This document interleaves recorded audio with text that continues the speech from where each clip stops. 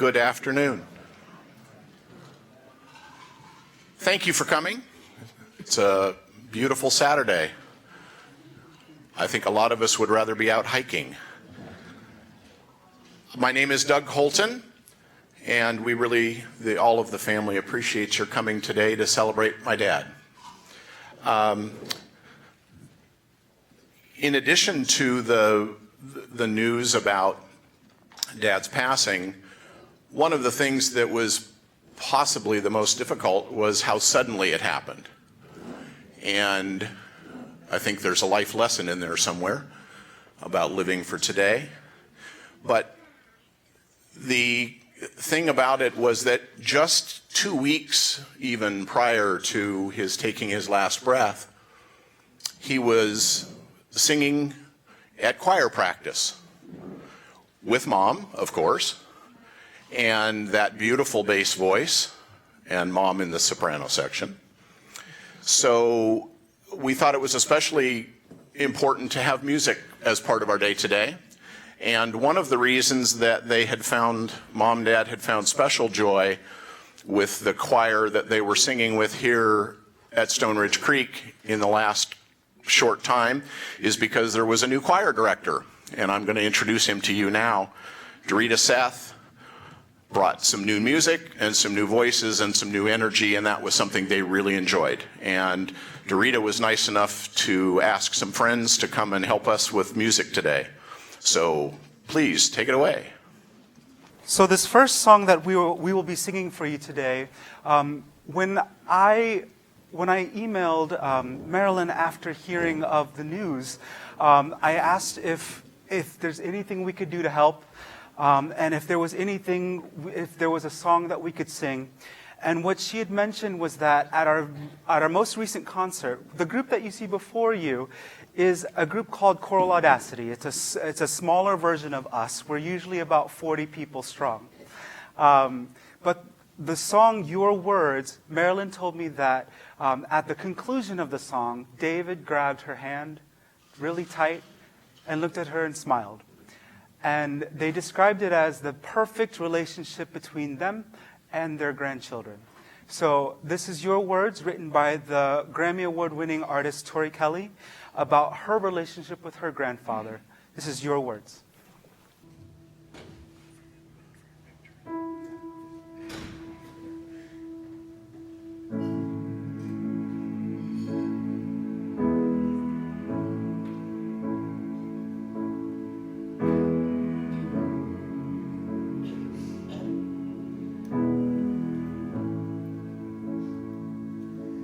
An empty house,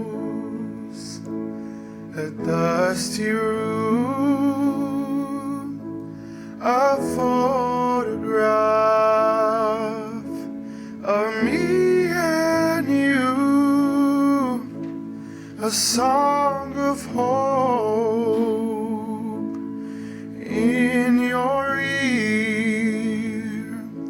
Your smile told me that you could hear.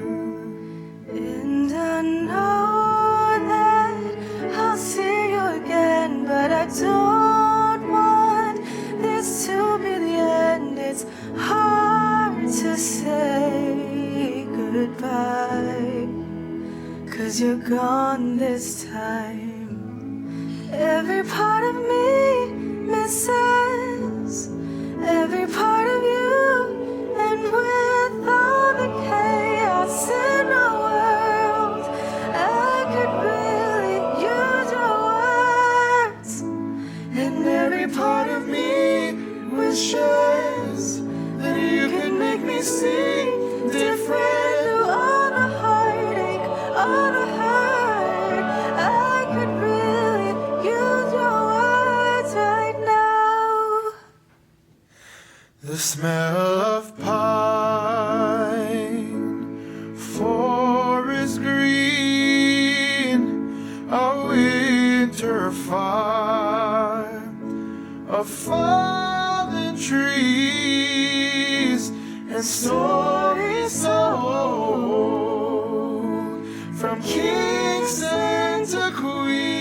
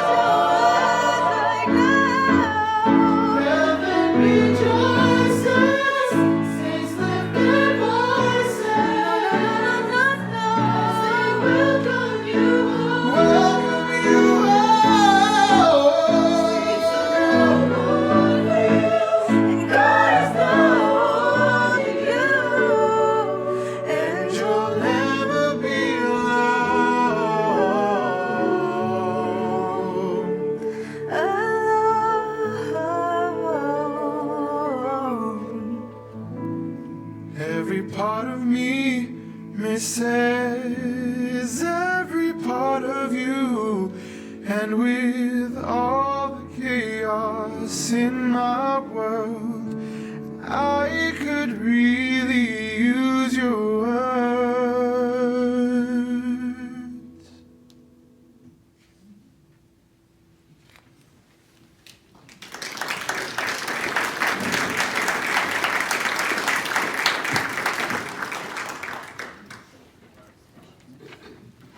Thank you.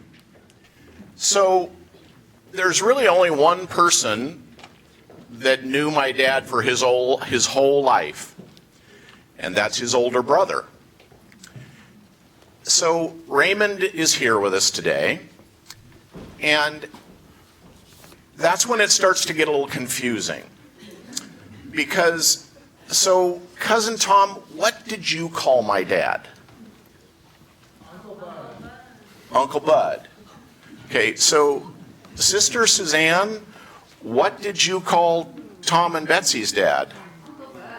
Okay, so two very intelligent gentlemen, two very thoughtful people. My Uncle Bud, who was a professor emeritus from University of Tennessee, several degrees, including a PhD. And I'm pretty sure that back in the 1930s, when Homer and his lovely wife, your parents, thought up those names, they gave it a lot of thought, and they didn't expect it was going to turn into Bud and Bud. So anyway, let me introduce my Uncle Bud, and maybe he can clarify what happened with all that naming stuff. Well, I've talked to many groups over the years, but never to a group like this, so you'll pardon me if I'm a little bit emotional about it. In thinking about this, it occurred to me that, as he said, nobody else has been around David as long as I did. But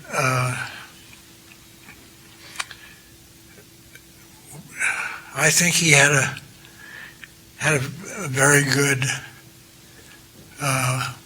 period of growing up, and so I just need to remind you that during the 30s, for example, there was a depression on, and that turned into World War II while we were still in the same place, living in the same place. And so you look at the civilization we have out there today, and it doesn't look at all like I remember growing up. Like those of you who know Southern California, there was a 2-lane road that went along the Santa Ana River from Corona down the way, and now it's probably 6 lanes and full of cars. So it's a little hard to know what to talk about, because his obituary is very inclusive of his many accomplishments. So I'll talk about just a couple of items that came to me that don't have anything to do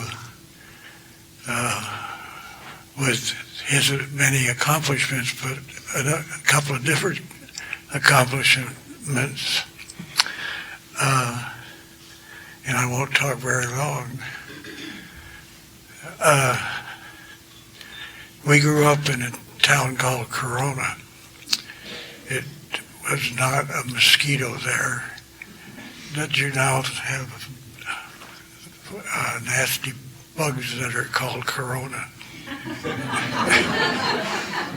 So we didn't have anything to do with that. So just to clear the air. David and I grew up in the suburbs of Corona. Corona had a big population, like 6,000 or 7,000 people. And it was a small town in the sense that there was one high school which covered the Corona and nearby Norco and area, and 3 grammar schools, and a lot of citrus. Our father was a chemist and worked for the Lemon Products Company, which took the citrus that wasn't being sent east to be eaten or something to make into citric acid and various other things. So it was a small town. We happened to, where we moved, our family started my first grade to part of the town that was half a block from the citrus trees. So we wandered through those citrus trees and ate a few lemons and oranges and whatever. But we happened to live next to another family that had 2 boys in it, like we were. 2 boys, except they were different ages. 2 of us were the same age, but then there was an older boy in the other family, and David was the younger boy. Well, we were very busy playing games inside and outside over that period of time. One of them was good at creating games, and he created a baseball game which had using 3 dice, and we each took a team from the National League, which was in the East, of course, because there weren't any major leagues out West. And each of us had a team, and we kept records of each game. And then after the game, we had to do the cleanup. Well, the cleanup was looking at the statistics, like how many hits and runs and your percentage. And we had to do that after each game. It was all right. The numbers were not very big, except after we played 2 or 3 games, the numbers became bigger. And the other 3 and I, could figure that out fairly easily because we'd been to school. But now David was either just barely starting school or early on, and I'm not sure which. But at any rate, he couldn't figure out those numbers. They were too big because they were into 2 or 3 figures, because he didn't know how to do long division. So we hated having to do his calculations for his team. So we decided, he can learn long division. I'm not sure whether he was in kindergarten or 1st grade. But so we taught him how to do long division. And I guess he was probably not many kindergartners were doing long division in those days. And so it was really a very good relationship. We played these games. We were wanted to win or whatever, but we didn't make a big thing of it. We were, so that was a thing that has remained me for a long time. But at a later time, he was in a high school. He'd done very well in school and was actually, I think, president of his class.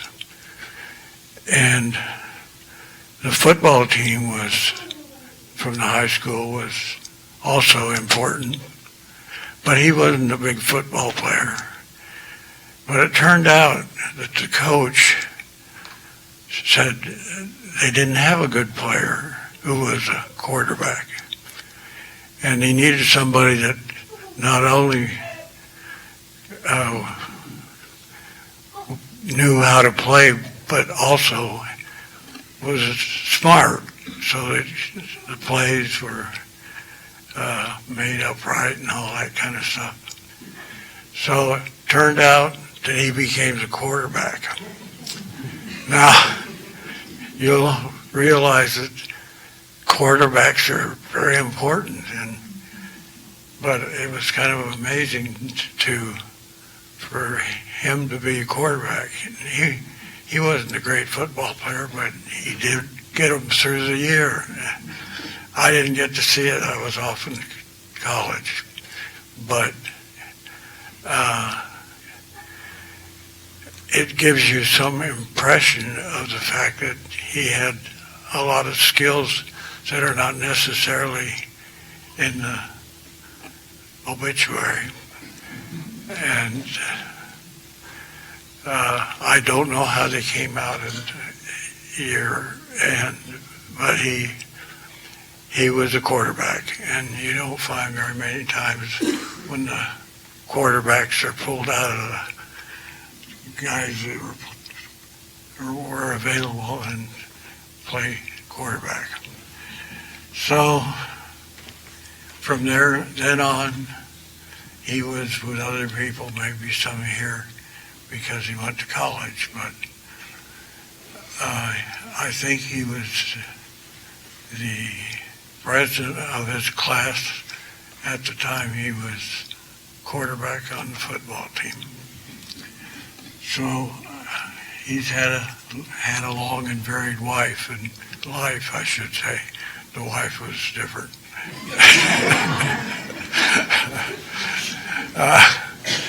And that reminds me, I don't say anything about the females, but there were females in his life towards the end of the grammar school, 5th, 6th grade, 7th grade, whatever, 10th grade. But I was off someplace else, so I couldn't know what happened. But I do know that we came to a point when we were both at Pomona College, and what we needed was a car. I mean, everybody has a car. You can't take a girl out without a car, kind of thing. So we went in and bought a car for $100. This was right after World War II had finished, and so there were not new cars available, but the older cars were made over into better cars. So we shared a car for a year at Pomona, and then I bought him out because I graduated and got a job and needed to be able to drive out to China Lake where I was working. So, well, that's about all I want to say, was just to give you the idea that there were a lot of things that he accomplished which are not necessarily written down in his obit. It wasn't the writer's fault. It was just she or he, I think it was a she, was not around to witness these things that I'm talking about. So I think with that I will step down to say And I think he had a good childhood, and during the period that I knew him, and we got along well, and I'll miss him. He and I have corresponded by email, and so one of the last messages I got was probably telling me that I didn't do this right or do that right, but we had a good relationship, and I will miss him. Thank you.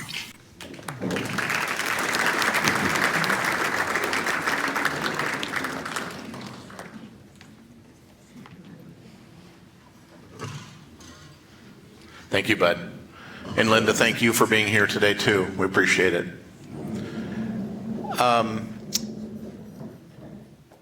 One of the reasons that Mom and Dad, when they came wandering out of the hills of the Sierras and Twain Harte and chose to be here at Stone Ridge Creek is because my sister and her husband and their boys live not very far away in Martinez, and they wanted to be close. And that's been a blessing, hopefully for both families, for all families involved.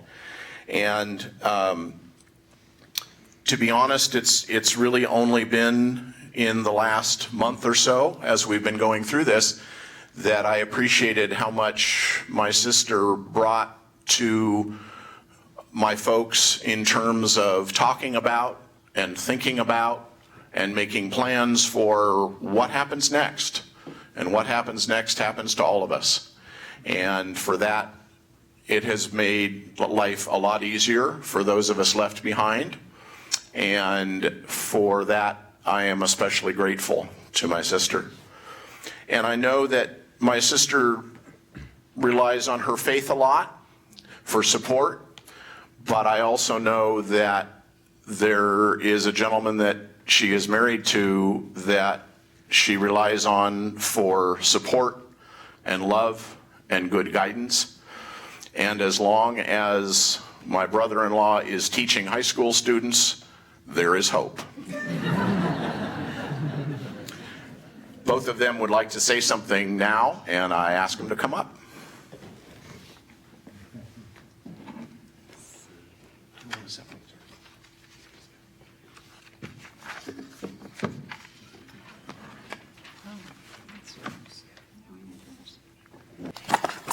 I'm Suzanne.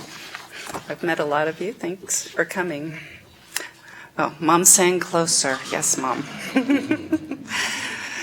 It's almost impossible to speak of my dad without including my mom. They've been a single fixture for over 66 years, so all that I might attribute to him should be heard as a combined offering of what they together have given me. I had the amazing gift of growing up in a rather idyllic family. We gathered for a home-cooked breakfast every day, left for school, lunch in hand, though Dad often came home for his lunch, adding to my mom's routine on those days. And we had a delicious dinner at 6 p.m. on the dot every evening.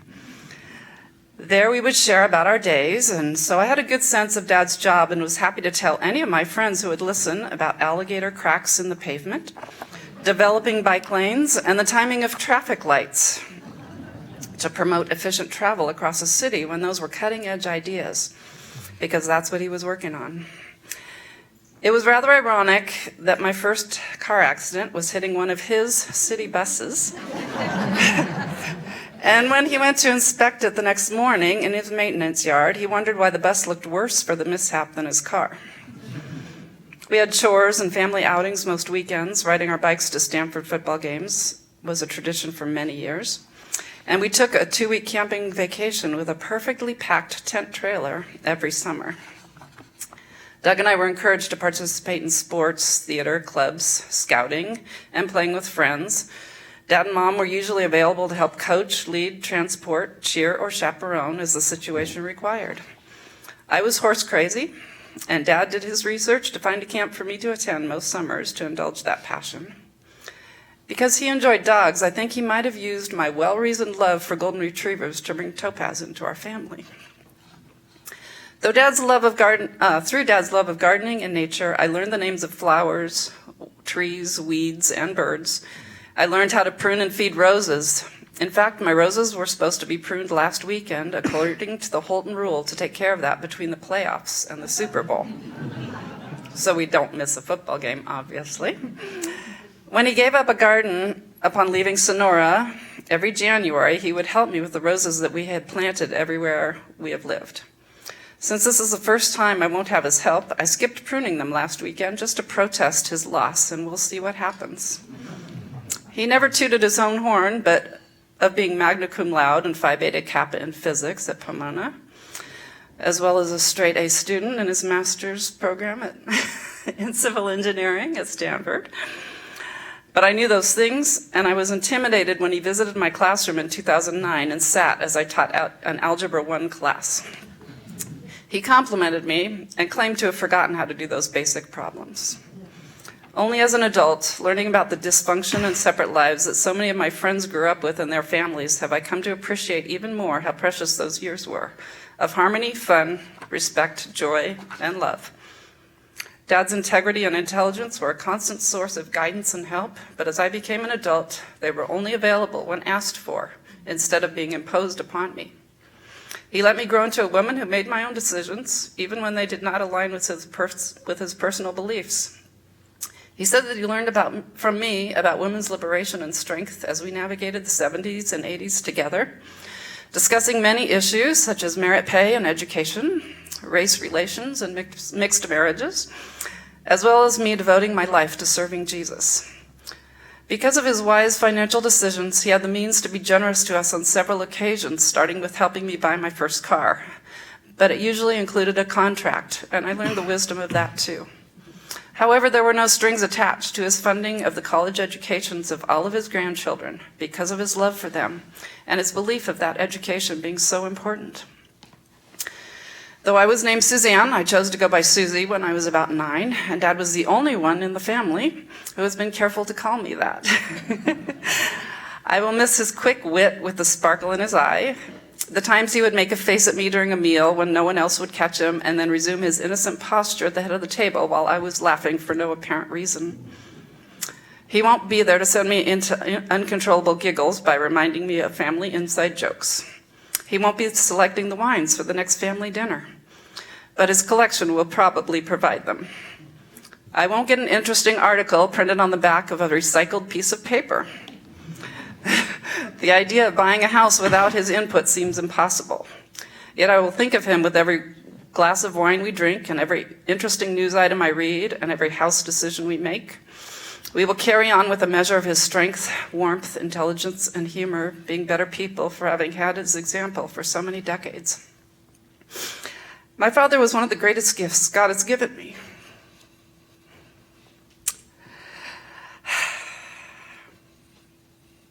Dad and I may never have agreed on our view of God, but I believe he would agree with these words from Ecclesiastes, and I know he would afford me the respect to share them today as they seem fitting to the occasion of his passing. 2 are better than 1 because they have a good reward for their toil.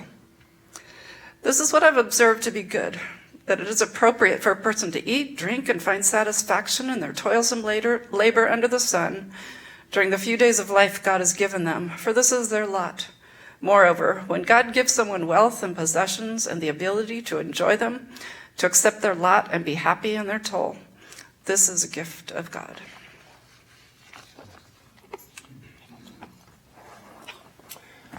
Hello, everyone. I'm Ed, and I am the son-in-law. But I want you to know that my relationship with my father-in-law went far beyond simply being son-in-law. He was my pop. He was my dad. Permit me a brief story. The first time I met David Holton, Suzy and I had been courting. I was a junior at Occidental College. He was a senior. Yes, so she robbed the cradle. But after I passed a few tests, it was finally time for me to meet the folks. They were living in Ventura at the time, And Suzy had sort of warned me about her dad and his accomplishments and his standard. So we drove up to Ventura from Southern California, from LA, and I remember we were going to dinner, and he was questioning me about the sorts of things that any young man who has designs on his daughter should be able to answer. One of those questions was, so what do you intend to do with your life? And at the time, I was interested in journalism and in writing, and I said, I don't know, I think maybe I'll write. I think I'd like to be a critic of some sort. And to his credit, he didn't pull over to the side of the road and say, get out. I thought he might, because I was positioned in the backseat of the car, and we could make eye contact through the rearview mirror, and so I could see that he wasn't quite pleased with that answer. And so what he did say to me was, the world is full of critics. We need someone who will actually do something. And that was pretty much the end of that discussion, but that was the beginning of nearly 40 years of education and what it meant to be a man, what it meant to be someone who's committed to doing something. I had many, many opportunities over the course of our lives together to learn from him, to learn by watching him. And to this extent, I want to share with you a letter that I wrote to my pop and my mom on their 60th wedding anniversary. Dear Pop and Mom, I never had a dad. Sure, I had a father, someone of whom I could say, I am the progeny of a particular man who lived and breathed at a particular place and time, and who is now buried beneath a particular patch of earth. That man I never knew. My mother did the best she could for me, but as the youngest and the least among 5 siblings, I was accustomed very early in my life to the isolation that came from my mother's long days at work and the distracted lives of my brother and sisters. I sometimes wonder whether you realize how much your acceptance of me into your family, your treating me as a son, your example to me of loving fidelity, met a hunger I never dared believe I might satisfy in this life. I imagine that the chance you took on a black kid from Pacoima wasn't the decision you ever thought you'd have to make. No doubt your courage and your values were tested in ways that, under circumstances that Suze and I will never fully know, but the integrity of your lives together and the constancy of your loving support are powerful statements to both of us and others who know you of goodness in the world. I remember that not long after we made it official, you gave Suze and me an article entitled, Love is Not the Problem. Do you remember how in it the author warns mixed-race couples about the extraordinary social barriers they would have to confront? I'm sure you thought we were pretty oblivious to the ugly realities of racism back then. No doubt we were, but I also think that maybe you underestimated the power of love, yours actually, to guide us and carry us through whatever difficulties we would face. No, love was never the problem, but what human problem is there for which love is not the solution? So thank you for the years of loving answers that you have spoken with your lives. Thank you for securing for our family a safe harbor of acceptance and support. Thank you for having the courage in everything you do to tether your commitments to your convictions. And thank you for being faithful parents to me. Congratulations on your 60th wedding anniversary. It is nothing less than a beautiful expression of God's faithfulness to both of you. Love, your son, Ed.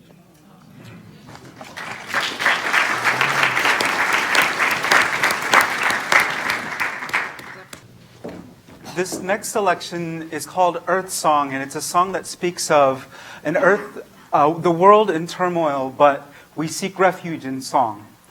And how true it is that we seek refuge in song. Every single choir rehearsal that I lead here at Stone Ridge, I always saw Marilyn and Dave.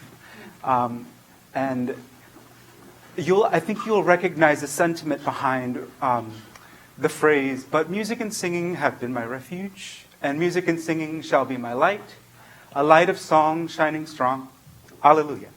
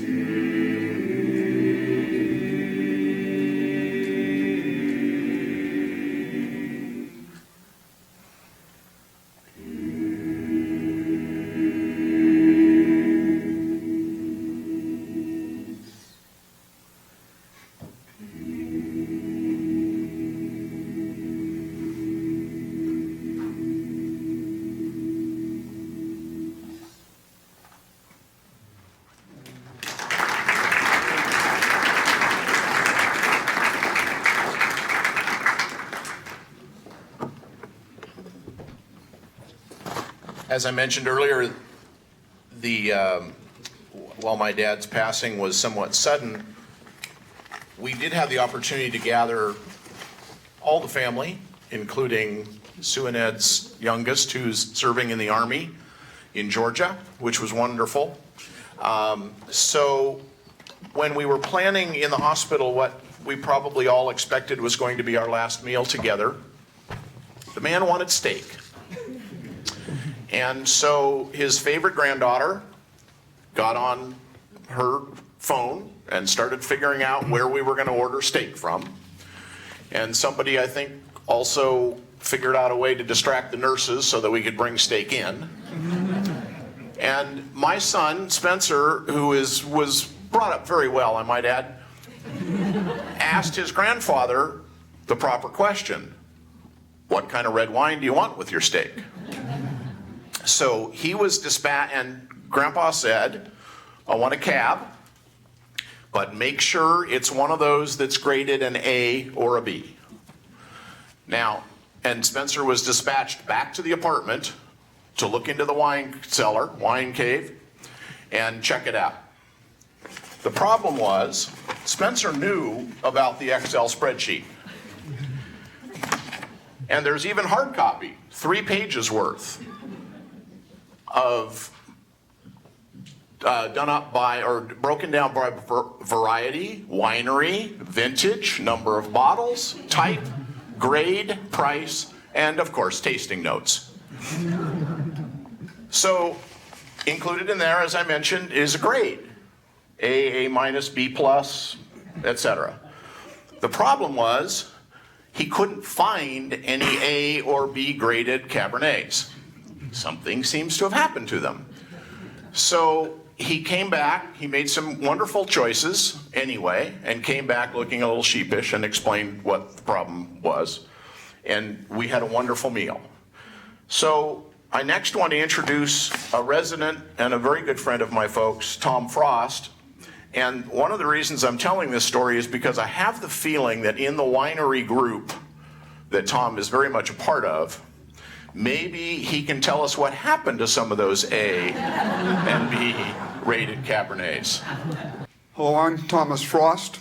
I'm a 6-year resident of Stone Ridge Creek, and I was humbled to speak to this audience about my experience with Dave Holton.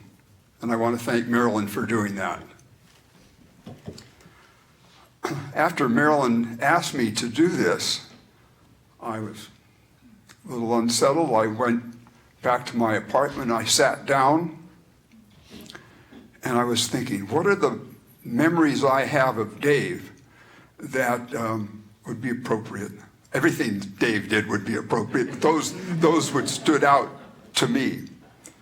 And it took me I was cascaded with ideas, actually. And so I wrote down maybe 5 or 6 of them. And I came back and visited them over and over again. And those first 6 or so is what you're going to hear about today. I think we've already got kind of a picture of Dave. My relationship with Dave is only 6 years. And some of you had a whole lot more time with Dave than I did. I would like to consider that David Holton was a dear friend. And I know my relationship with him, it felt like that. We were dear friends. I do have some remembrances that help me define him, at least in my eyes. He was the first person I met at Stone Ridge Creek 6 years ago in the hallway of the fire escape in El Dorado. And it's not a fire escape, it's a carpeted hallway, and it's all nice and padded and everything. But I was having a heck of a time getting my key to work in that exit door coming in. And who came to my rescue but David Holton? It was a troublesome lock, and I was quite annoyed by it. Dave, of course, had figured out the tricks that you play to make it work. You know, jiggle a little bit to the left and force this. He gave me full instructions on how to do that. I learned fairly quickly, and I became an expert. But I think I may have still been trying to get the door open if it hadn't been for Dave and his help. Gail and I found out quickly that we had a lot in common with the Holtons. I'm a hiker. Dave was a hiker. Gail was a quilter, or is a quilter, and Marilyn's a quilter. So it was easy to form this relationship. We had lots to talk about. Which means we visited each other in each other's apartment, and that's kind of a thing you do around here. You know, you're going to go to dinner, but you go get a glass of wine first in somebody's apartment, or vice versa. And so one night we were just chatting, and my recollection is that if another resident had chosen not to buy a unit in the Millennium Tower in San Francisco, you know, the one that lean in a little bit. And so we brought that up. And Dave said, just a minute. He went back in his office and came back in just a few moments. And he's got a map of San Francisco with hand-drawn lines throughout this map. He was working for an engineering firm which was doing earthquake preparedness. They were not only involved in San Francisco, but in the oil towers down near Santa Barbara. What he said is, look at this.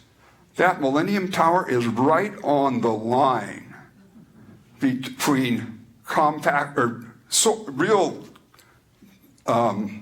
ground and the old waterfront. The Millennium Tower was built on fill. And Dave had done all that work 60 years ago. 60 years ago. Apparently they didn't take Dave's advice.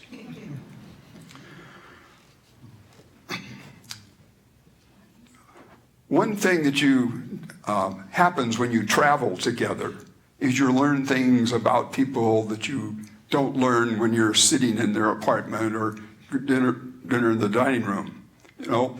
And so we traveled with Dave and Marilyn up to Twain Harte, Sonora, 4 or 5, maybe times more, to go to the Sierra Repertory Theater and do some wine tasting. And so that gave us a lot of car time as well, so that when you're confined in a car, you learn things as well. Dave and I took a little longer at the bathroom stops than the wives did. So we're standing there together in adjacent, can I say there were urinals or stalls? So Dave and I got to talk about prostate glands. Never would have happened in E218, you know.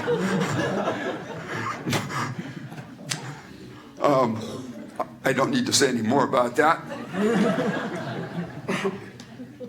But as we're driving up to Sonora, you know, it's rolling hills, and he looks out at a plateau and he said, "Tom, I hiked up there."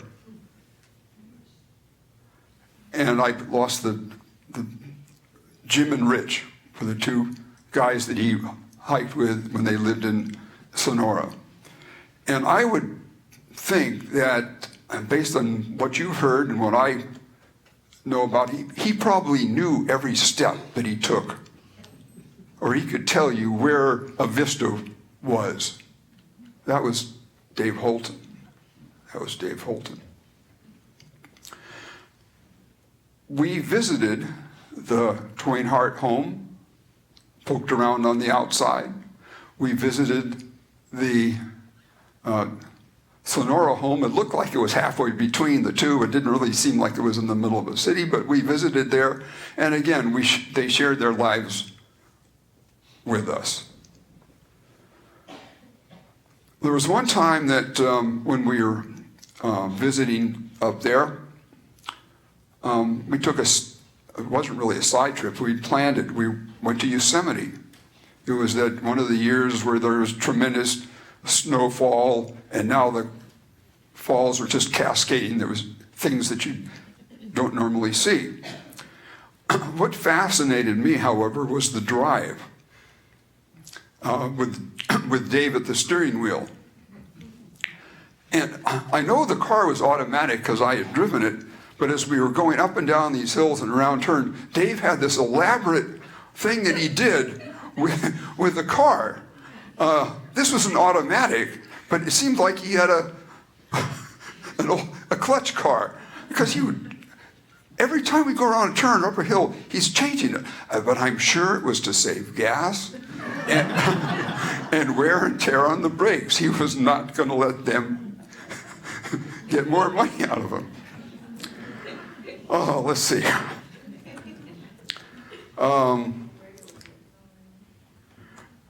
The other thing is that same car he let me drive.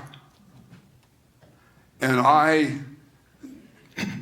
it's one thing to drive a car that you borrowed that somebody's else, but it's another thing to drive a car with the owner present, who also has these elaborate moves with the clutch. But I think he finally relaxed. I let him drive in the mountains because he really knew where he was going, but I took over a lot of the driving on the way up, on the way back. The choir. I didn't know the Holtons sang, knowing them for 5 years. Darita gave a lesson. I think we called them lessons at those times. Wasn't that right? And there were the Holtons. And then I found out that, in fact, Dave sang when he was at Pomona, he sang at the Hollywood Bowl with his choir group. So he was a real singer. Paul loved Darita. And we drove Marilyn and Dave to two of Darita's concerts that were off campus. It blew me away. I was just taken by that. And so were Dave and Marilyn. So we drove them to a second concert. And another time, well, there was a third time, but that was just around the corner here in Pleasanton. There's one other thing I might note is we have something called a resident agreement, about that thick, revised without our knowledge sometime, I think. And I had questions about particular items. And this is the only time I think I might have seen some disdain in his face. He'd say, "Tom, that's on page 85, paragraph 2. Would you go read it yourself?" But that was what he was intending, but in fact, he did tell me. And I went to page 85, paragraph 2, and there was the answer. In the same vein, we have something that's called a town hall meeting and a resident council. This guy, Dave Holton, took notes at those two meetings every month, and I'm sure he has I don't know if you've come across the notes from the town hall meetings, but Oh, yeah.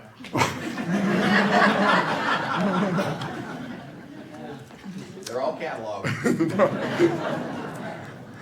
Speaking of that as well, we've already brought up wine. We do have this little, we call it wino group or brown bag winos, and we rotate among four couples, and we choose a wine. People bring that wine. We do a blind tasting, and but Dave will say, "Let me go get my spreadsheet," and you apparently found that as well. I didn't know that he was going to, whether he took our ratings or his own personal ratings on that spreadsheet or not, but I know that it existed because we needed an answer about wine. Whose turn was it? What was the best wine we've ever had? Dave answered that.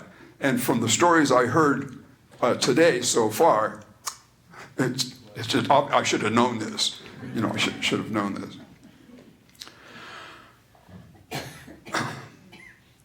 He was the consummate gentleman. He disliked incongruity. He didn't get angry. Or not me. He just got busy. One other thing I was thought about when I was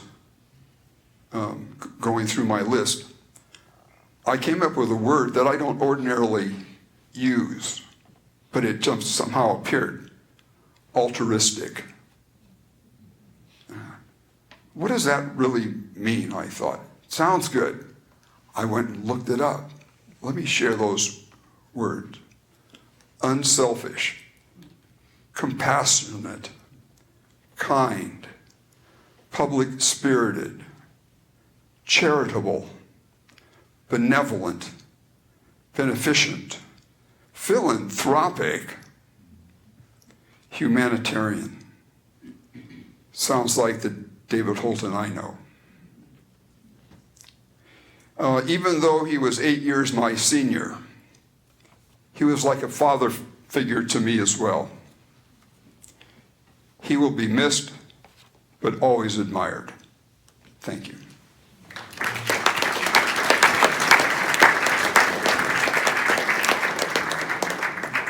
Thank you, Tom. One of the reasons that I find comfort in the fact that even with Dad gone now, my mom is well taken care of is just look around this room full of wonderful people that live here. I don't know if you know it, but within the family, we call Stone Ridge Creek the cruise ship. Because it's kind of a cruise ship kind of life, from what I can tell.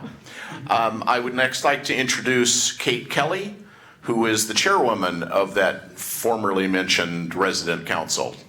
We'll find out if she knew he was taking notes. Thank you, Doug.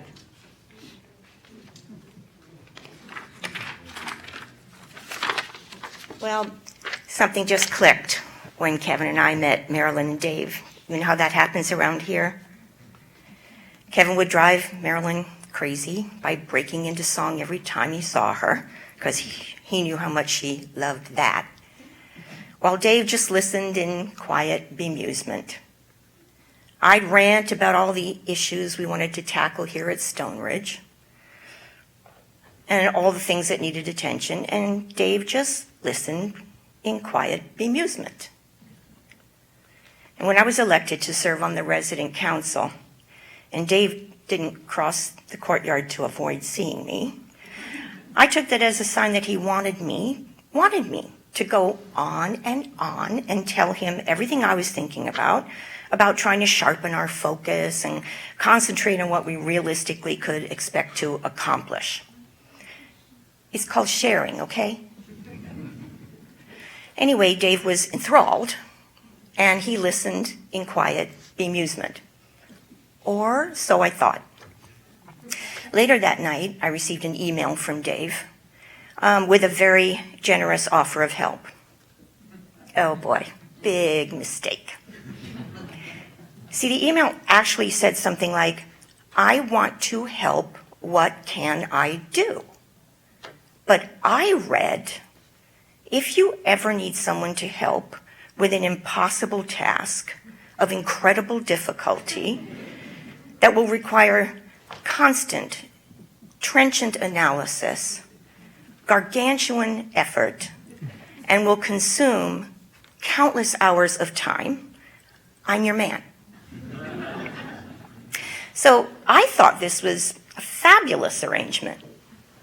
I would hand Dave a messy, sticky wad of inscrutable, convoluted, jumbled material, and shortly thereafterwards, Dave would hand me meticulously organized, pristine spreadsheets with comprehensive analyzed data that I could sort 10 ways from Sunday.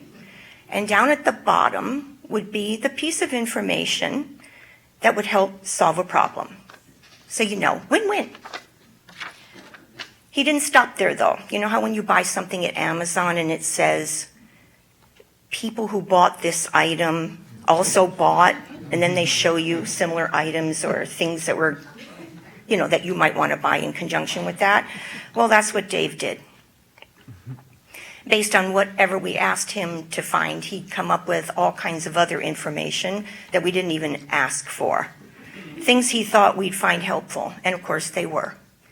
But the thing about Dave's work, it was beneficial to the resident council right then, but his work will be beneficial to our community for years to come.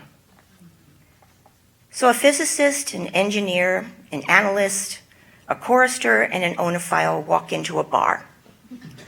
And they're all Dave Holton. Dave, we love you, we miss you, and we thank you.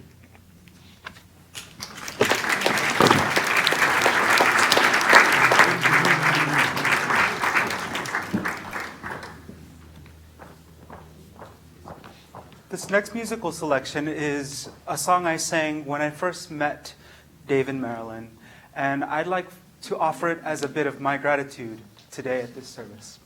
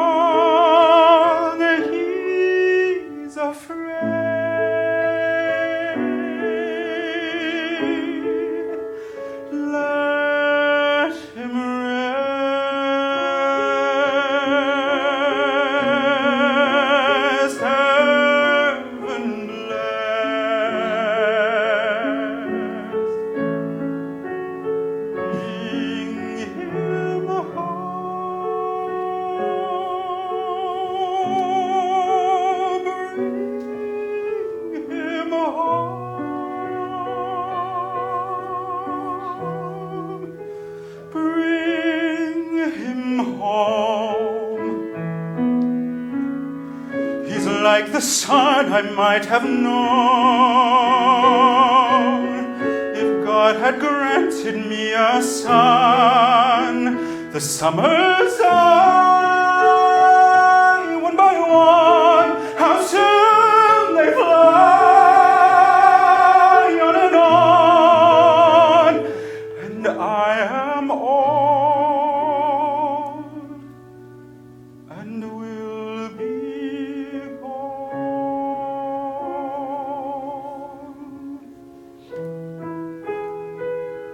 Bring him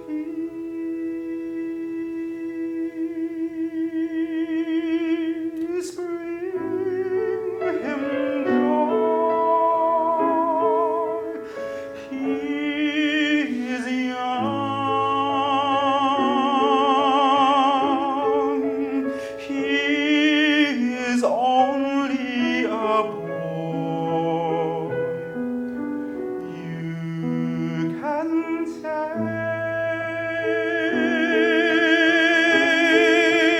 you can give.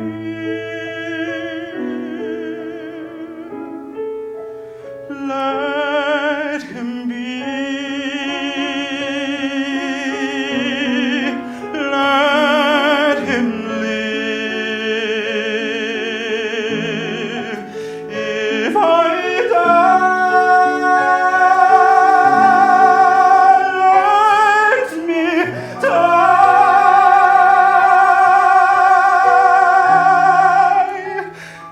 Let him live.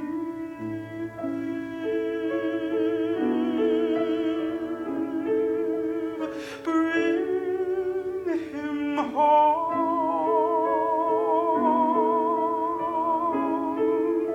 Bring him home. Bring him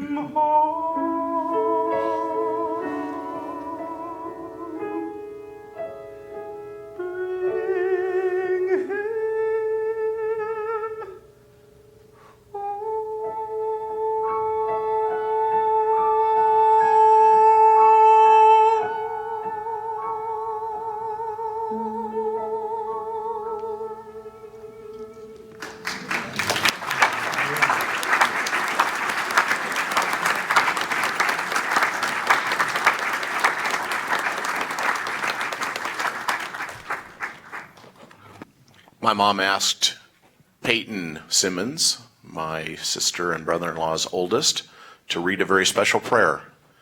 Payton, come on up. Thank you. Before I begin, I just want to say good afternoon and thank you all for coming.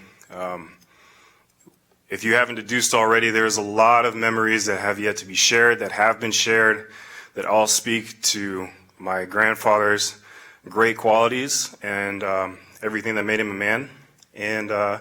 But I think that we can all agree that all these different things that we've all spoken about and will speak about, the things that were most important are filling the chairs that you're sitting in right now, and the people that are sitting in front of you, behind you, and next to you.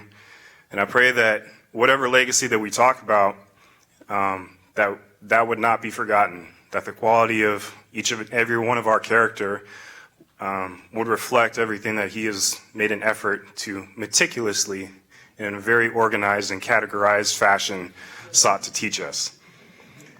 So with that being said, I would like to present this prayer. This prayer was written by Clarence Neff, the minister who married my grandparents. He was a cousin of Grandpa's mother, and at least two of his three sons were fraternity brothers at Grandpa's Pomona College.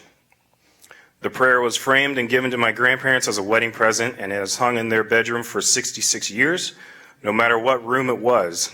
Its words reflect Grandpa's love for the Sierras and his joy of being at peace when he was there almost weekly for many years, and that is where he worshiped. If you would bow your heads with me. God of the great heights, give us the strength of thy mountains and the straightness of tall trees in their growing together through the changes of the years. Grant us greater purity of heart as we look into the blue of thy skies. Clarify our understanding as we penetrate the limpid depths of thy lakes, yet give us some of the restlessness of rushing streams. May we feel the power of thy spirit in strong, clean winds and hear thy voice in the breeze through the pines. As we return to the lowlands, keep before us the mountain vision that may inspire us to greater thinking and service, and lend glory to living of each day. Amen. Finally, I also went to Pomona for a couple of years, but I'm pretty sure my dad thought that it was a failed experience. Because number one, I didn't learn how to play bridge, although he later put together a teaching sheet and cheat sheet and scoring template that he brought along on our camping trips to teach Suzanne and I to play bridge, because then we had four. I didn't learn to drink coffee, which of course was, with the study habits that he had, was a necessary part of that lifestyle. I also didn't meet the love of my life, which he did. By the time I got there, it was not politically correct for the junior class fraternity men to meet at the freshman women's dorm and help them carry their things inside. But luckily, back in those days, that was what happened. And during that move-in process, Dave met Marilyn. Mom, come on up. I think you have some words.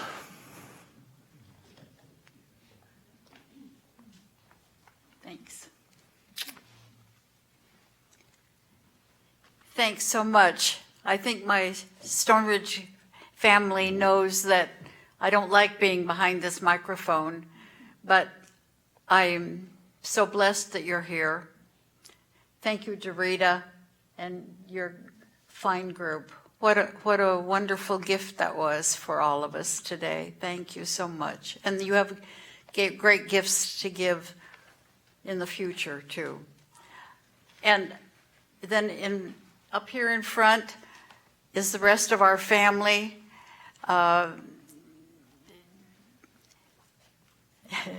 Payton, who you just met, and his wife on Tuesday brought forth their second child, our great-grandson, and his name is David Edward, for his great-grandpa and his father. So we have a new David in our lives, and they're here. I hope that I was going to ask a lot of you to stand up, but I hope that my Stone Ridge family will come and meet my blood family up here. And some of them have come from Los Angeles just for this, and from all over, and from different parts of our lives. And I'd just like you to mix and enjoy the food, and thank you all for coming. Thank you.